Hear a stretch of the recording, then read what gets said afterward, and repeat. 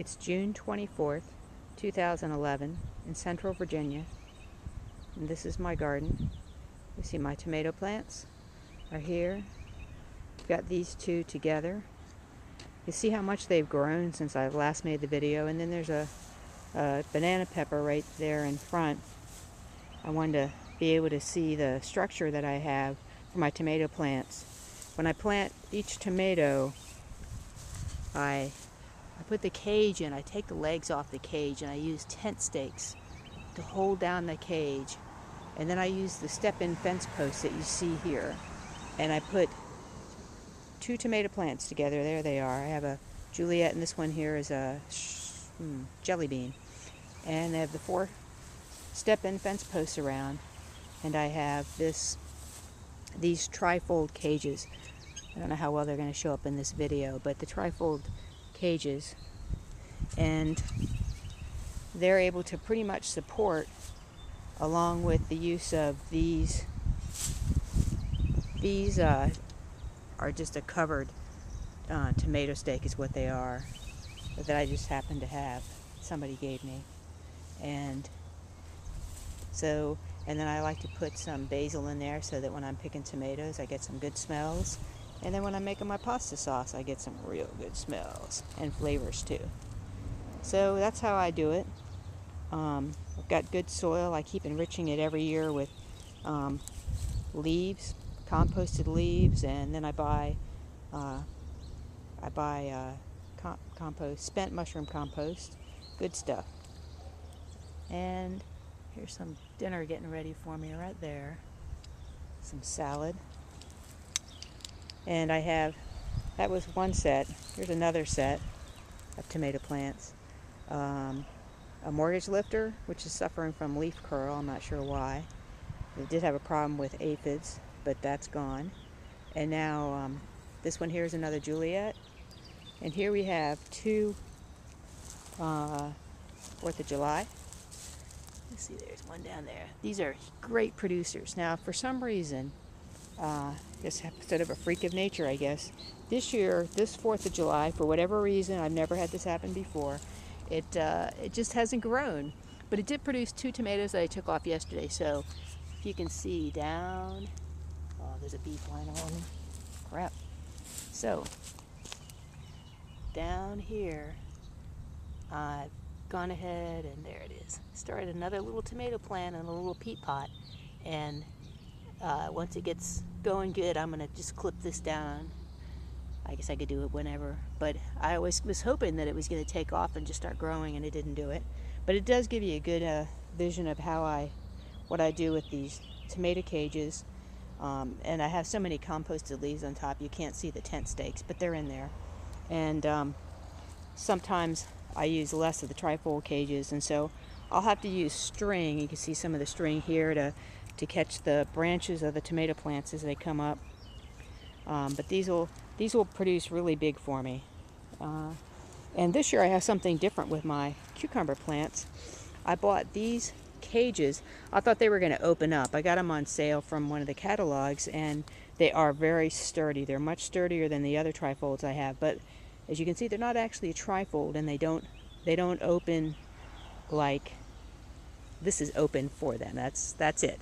You either get it broken down flat, or you get this. You can't open it wide like I do with the other ones. And this is I think it's a Poinsett cucumber, Poinsett 76, I think, something like that. Anyway, this is a huge producer. It's got a lot of flowers on it now. I have harvested 1 cucumber from it, but last year I remember was the first year I grew it, and it grew huge, and it produced like so many cucumbers, just an unbelievable amount. And knowing that it's going to get big, I also put another trifold cage, which they use these stakes. They hold them in pretty good. And then here and there, I keep some soapy water to kill insects. But anyway, so it's growing great, and it's going to produce a ton of cucumbers. And then over here, I have my strawberries, which are done for the year. And everywhere throughout my garden, I have asparagus sprouting up, it seems. Like, look, here's some really small asparagus right there. who knows if they'll make it or if they'll get stepped on or not. But I have these all over, and that's my original asparagus patches over there. Started a couple years ago. It's a perennial, and we get all the asparagus we could possibly eat in the spring, and we freeze a little too. And this is two cantaloupe plants. There's one here. You can't really see too well where they started, but what you can see is I've got some good looking cantaloupes in there. And these are the best tasting cantaloupes ever. But they're not ready yet. That's why they're very green. I know exactly how to tell. You can see on my other videos how to tell if a cantaloupe is ripe, and these are a definite no. They'll probably be ready, I would guess, like around the 20th of July. We'll see. And I always try to have a lot of flowers around my plants because I love flowers. These are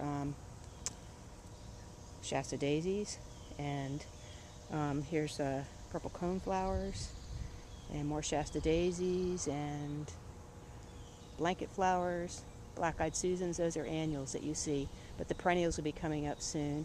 And I also have, well, they come up, but they haven't really bloomed too much. I also have coreopsis in there, and these flowers have a tendency to attract goldfinches, and I love goldfinches. Of course, I'm out here now, so the goldfinches have already flown away. If I sat down and was quiet, they would come back, but I don't think that's going to happen until I get a lot quieter than this. So, through my garden paths, oh, here's the coreopsis. I have them all over. They come up, you plant them once, and they keep coming, which is nice. They may be perennials, but they're short-lived perennials. And some lilies, more asparagus. And here's another cucumber plant. This is my favorite kind of cucumber. I think it's called it's called sweet and crunchy. And right now it's producing a lot. I think I harvested 2 of them yesterday. But see, there's a lot of leaves in here. Here's 2. They're not quite ready yet. And then there's some behind back there. I eat as many cucumbers as I want. And then all of a sudden they'll be done. And I've got one of these cages that I ordered here. This really is very sturdy, and hopefully it's going to work out well. This is the biggest this plant has ever grown so fast, so it's pretty happy. I've got dill blooming. I've got my little garden path, more Shasta daisies, and here's the perennial black-eyed Susans and annual black-eyed Susans. So got lots of flowers. And this is my watermelon plant. I love watermelon.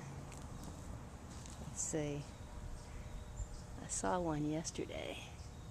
Still is a really small one down there. I don't know if you can even see it. It's so sunny out here I can't see. It's not the best time to make this. Oh, here it is. There it is. There's a bitty watermelon right there. But as you can see, it's stretched out here, and it's behind the iris and the petunias. See these petunias? Try to make my garden look nice. And then this way, the flowers from the black-eyed Susans and the dill and the Shasta daisies. I've got another pepper over here. And it's our bird bath. I love birds. Not squirrels, but birds. I like birds. Not the rats with the tails. So I come around this way. Lots of asparagus. Any of my friends that live nearby need some asparagus, I can give it to you in the fall. And then over here, see, I try to hide these more cantaloupe plants, 2 of them. Here, and whoop, see, they're over behind the flowers. Hope I don't get stung. And these are producing. These went in a little later, so they're a little behind. And this year I did start my seeds for my cantaloupes a little late. But you can see some little cantaloupes in there. These are Burpee Ambrosia hybrids. In my opinion, the best tasting. I've tried some different types. These are not good for farmers to grow and throw in the back of the truck because they're pretty delicate, but if you come out here and pick them keep an eye on them and pick them when they're ready. They're very, very good. Sweet, juicy. I've never had any that are better. And so that's the main part of my garden. My overflow garden doesn't look all that great, but I've got some sunflowers that are coming up here. Here's one. It'll be a tall one. More Shasta daisies. This is just my garden from the other angle. And you can see I've got tomato plants and cucumbers, tomato plants. I've got 6 tomato plants in my main garden and 2 in the overflow. And this is those 2 cantaloupe plants. Let's see. I see here so you go down my driveway. House is on the corner. These are the black-eyed Susans. The perennials will be coming up. And this year I planted some of these. These are short sunflowers. They haven't bloomed yet, obviously, but this one is going to bloom pretty soon.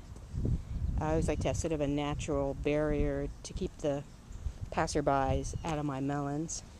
And it works pretty well because my neighbors are nice. And more flowers. And see, there's the cantaloupes. About, I don't know, 8 feet from the street. And these are asparagus plants that I'll be giving away in the fall because they're growing way too close to the street. And this is my big, I don't know if you can see how tall it is. This Alex's fence post is probably a 6-foot post. And when they get bigger, I mean, they get bigger. There's no doubt about that. But that's my garden, the main part of my garden. I've got some shade gardens on the other side, on the side of the house, and an overflow garden on the Ferguson side. And that's my garden. Bye.